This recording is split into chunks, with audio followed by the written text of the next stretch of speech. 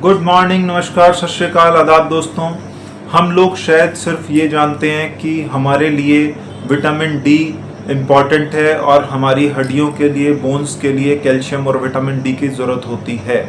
लेकिन हम ये नहीं जानते कि विटामिन डी हड्डियों के साथ साथ हमारे नर्वस सिस्टम के लिए, ब्रेन के लिए, इम्यूनिटी के लिए, हमारी मांसपेशियों के लिए, हमारी मसल्स के लिए बहुत इम्पॉर्टेंट चीज़ है। जितना हमारी हड्डियों के लिए ज़रूरत है उतना ही हमारी इम्यूनिटी के लिए ज़रूरत है, उतना ही हमारे नर्वस सिस्टम के लिए ज़रूरत है, उतना ही हमारी मस्कुलर सिस्टम के लिए ज़रूरत है।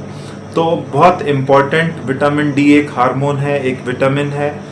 और मैं आपको बता दूं कि ग्लोबली अगर हम बात करें, वर्ल्ड में बात करें, तो विटामिन डी डेफिशिएंसी एक बहुत ही कॉमन डेफिशिएंसी है और लगभग 50% लोग, आधे लोग विटामिन डी डेफिशिएंट हैं। तो इतनी कॉमन विटामिन डी की कमी हो चुकी है। अब इसका क्या कारण है, क्यों इतने लोगों में विटामिन डी की कमी हो चुकी है? तो पहली चीज़ तो ये मानिए कि एक तो एल्डरली लोगों में, ओल्ड एज के जो लोग होते हैं, लगभग 60-65 साल से ज़्यादा के लोग होते हैं, उनमें विटामिन डी की कमी कॉमन होती है। क्यों? क्योंकि हम जानते हैं कि विटामिन डी सनलाइट से मिलता है, लेकिन अगर वो धूप में भी बैठ रहे हैं तो भी डेफिशिएंट होते हैं। क्यों? क्योंकि हमारी स्किन ठीक से विटामिन डी प्रोड्यूस नहीं कर पाती, चाहे सनलाइट एक्सपोजर ठीक भी हो। तो पहली कमी एल्डरली में होती है, ओल्ड एज वाले लोगों में होती है, लगभग 60 से 65 साल के लोगों को। तो इसीलिए हम कहते हैं कि विटामिन डी सप्लीमेंटेशन की उनको ज़रूरत पड़ सकती है।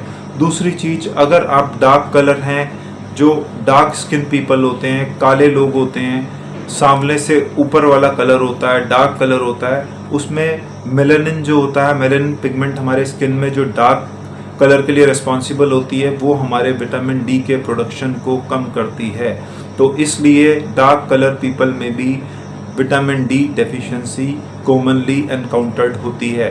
तीसरी चीज़, आजकल हमारे काम का कल्चर हो गया है कि हम ऑफिस में वर्क करते हैं, एसी में बैठे रहते हैं, बाहर सनलाइट का प्रॉपर एक्सपोजर नहीं होता।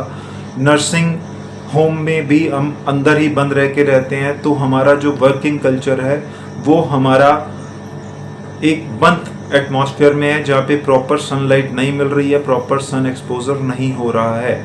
तीसरा रीज़न ये है। और इन लोगों में भी, इन प्रोफेशनल्स में भी विटामिन डी की डेफिशिएंसी बहुत कॉमनली एनकाउंटर्ड है। तो इन लोगों में, हमारे कौन कौन से लोगों में विटामिन डी की डेफिशिएंसी है, इसके बारे में हमने बात करी। तो अब हमें इसको करेक्ट करने के लिए करना क्या है? इसको करेक्ट करने के लिए बड़े सिंपल से मेजर्स हैं कि अगर आपके पास 3 ऑप्शन है, या तो आप प्रॉपर सनलाइट एक्सपोजर ले लें, लेकिन ओल्ड एज में उससे काम नहीं चलेगा। दूसरी चीज़, हम डाइट ले सकते हैं, वो वाली डाइट जिसमें विटामिन डी का फोर्टिफिकेशन है, जैसे घी में, कोड लीवर ऑयल में विटामिन डी होता है, ड्राई फ्रूट नट्स में भी विटामिन डी होता है, एग योक में होता है। तो बहुत सारी फूड आइटम्स तो नहीं है, लेकिन इतनी आइटम्स हैं जिनमें विटामिन डी हमारा अवेलेबल है। या फोर्टिफिकेशन से किसी चीज़ों में जो विटामिन डी ऐड हुए होते हैं वो ले सकते हैं। और तीसरी चीज़ है विटामिन डी सप्लीमेंटेशन, मतलब मेडिकेशन। आप विटामिन डी सप्लीमेंटेशन किसी भी एक्सपर्ट की ओपिनियन से ले सकते हैं, specially old age, dark colour people, या फिर जिनका काम सिर्फ ऑफिस वर्क है, जिनको प्रॉपर सनलाइट एक्सपोजर नहीं मिलती। तो वो लोग स्पेशली ध्यान रखें, क्योंकि विटामिन डी की डेफिशिएंसी से बहुत खतरनाक चीज़ें हो सकती हैं। तो क्या क्या कॉम्प्लिकेशन विटामिन डी डेफिशिएंसी से हो सकते हैं, उसके बारे में बात करेंगे अपनी आने वाली वीडियो में। तब तक के लिए आप अपना ध्यान रखिएगा। Take care, bye bye.